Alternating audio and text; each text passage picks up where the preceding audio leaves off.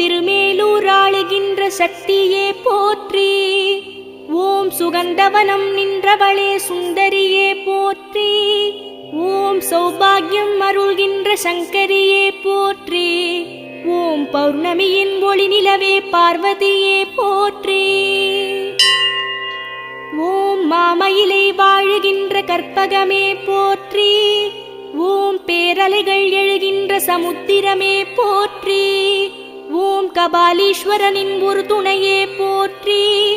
ஓம் கற்கண்டு தேன்பாகின் நற்சுவையே போற்றி. ஓம் அற்புதங்கள் நிகழ்த்திடும் நாரணியே போற்றி.